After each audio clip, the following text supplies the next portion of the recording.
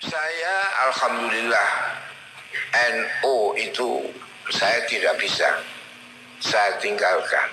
Ini adalah tinggalan dari siapa yang kita kholi. Pada setelah Wahabi membongkar apa yang disebut daripada makabir, cungkup-cungkup, kalau ubah-ubah para sahabat, para ulama-ulama besar, itu ulama-ulama Mekah tidak mampu untuk mengendalikan yang hal itu. Tetapi apa yang terjadi?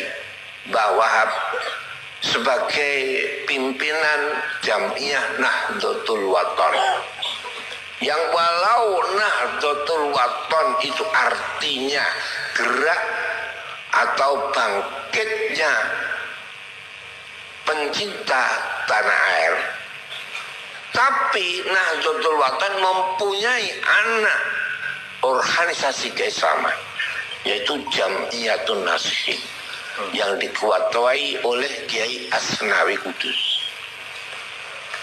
Tahun 25 pada waktu itu diputuskan ulama-ulama Jam'iyah Nahdlatul Wathon mengirimkan utusan menghadap Raja Abdul Aziz. Kemudian yang ditunjuk pada waktu itu, saya diceritai oleh orang tua saya dan ulama-ulama yang dahulu, mestinya dipimpin oleh Kiai Asnawi. Delegasi ulama Nahdlatul Wathon sering disebut-sebut ulama Nahdlatul, sehingga akhirnya 25 kembali akhirnya terbentuk apa itu yang menjadi delegasi itu komite, sehingga komite Hijaz itu tidak bisa dipisahkan dengan komite Muktamar Nahdlatul Ulama yang pertama.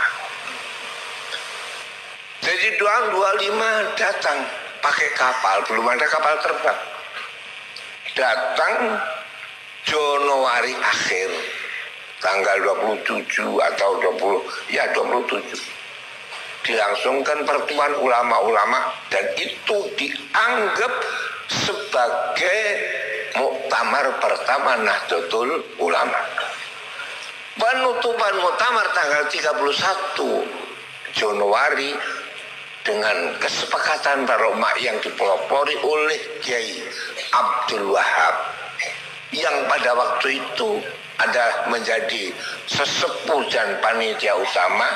Semuanya, tidak satu pun ulama tidak memilih aklamasi suara yang satu memilih Mbah Kiai Wahab Hasyim Asy'ari sebagai Rais Akbar, dan wakilnya adalah Kiai Fakih Masku Mambang. Apa itu? Sebab itu ini ya, saya tidak bisa. Sebab muridnya Mbah Kiai Fakih Masku Mambang itu yang paling utama adalah ayah saya. Pondok pertama sampai menjadi besar ayah saya menjadi murid Kiai Fakih Masku Mambang.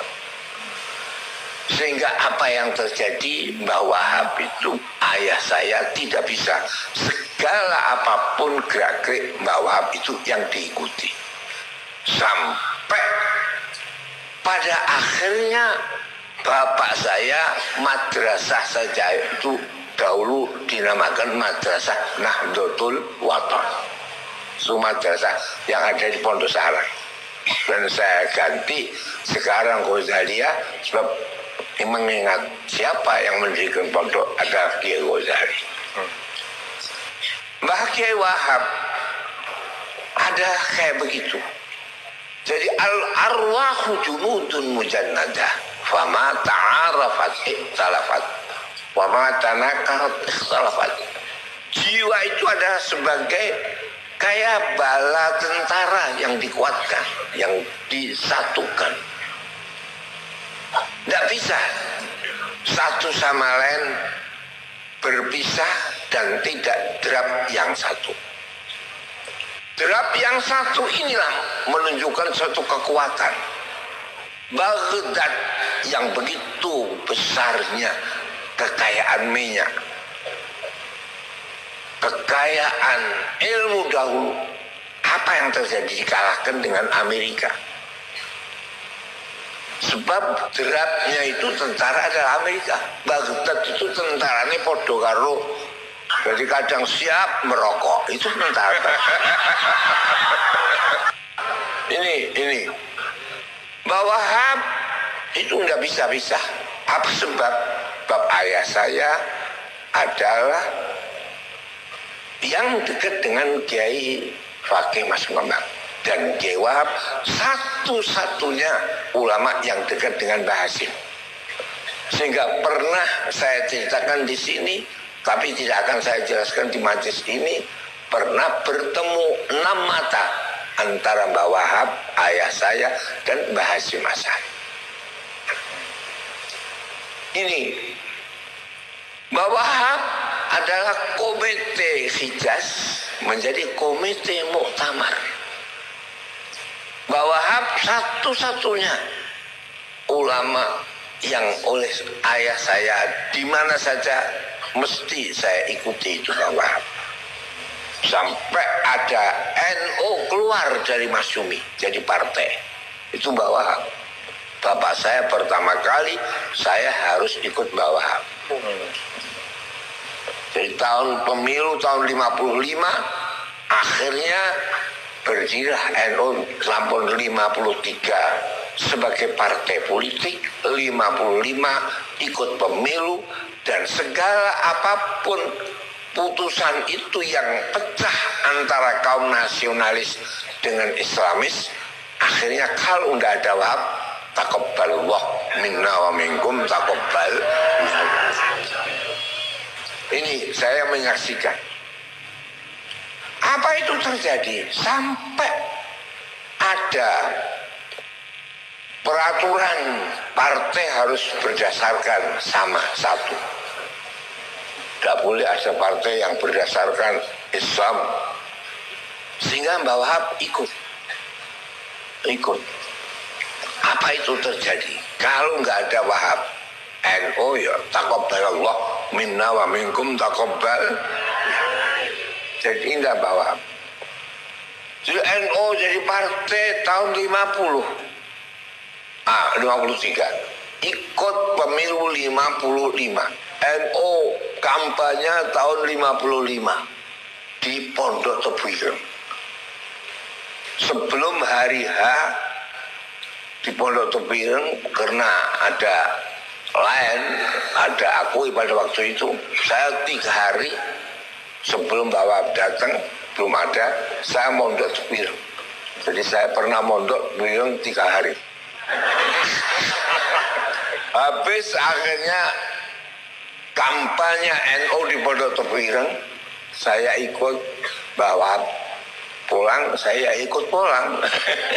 Ini. Jadi saya, alhamdulillah saya sudah berjanji, saya memang ya NU, dan NU-nya ya Wahabi, tapi Wahabi bukan Wahabi Mekah, tapi Wahabi tambah beras.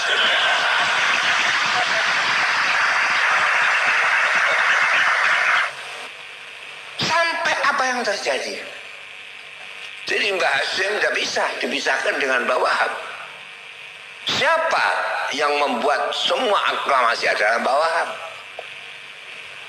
Begitupun proklamasi Sabah. Mengapa awal perjuangan Indonesia ada karena resolusi jihad bertepatan bulan Oktober. Resolusi jihad Oktober tanggal berapa itu? 22. Ini Oktober 22, jadi Agustus, September, Oktober. Oktober yang kelihatan adalah Mbah Hasim. Tetapi Oktober, November yang kelihatan ada Bung Tomo. Hari apa Pak? Pahlawan. Disinilah bahwa Indonesia tidak bisa dipisahkan antara Islamis dan nasionalis. Dari Oktober, November. Mengapa yang Allahu Akbar kok nggak bahasin? Lu kok Bung Tomo? Saya bisa ingat itu. Ini sampai akhir ini. Begitu.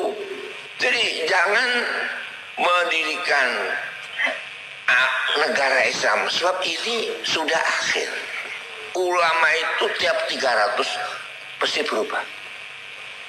Jadi 300 yang pertama adalah satu, menulis Quran, menulis hadis, kumpul Quran hadis, Umar bin Abdul Aziz. Kemudian 204 pilar Quran, hadis, ijma, qiyas. Dikembalikan lagi ke yang pertama, tahun 300 akli dan nakli. Yaitu zaman Asy'ari dan Imam Maturidi.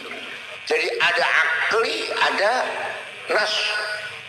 Jadi ada Quran, hadis, ijma, qiyas, itu harus cocok dengan akal. Ad-dinu aqlun wa la dina liman la aqla lahu. Jadi akal. Sehingga tauhid yang kita pelajari adalah tauhid ilmil kalam yang digandingkan dengan akli. Jadi bukan dalil nakli, tapi dalil apa? Akli. Itu Asy'ari Maturidi.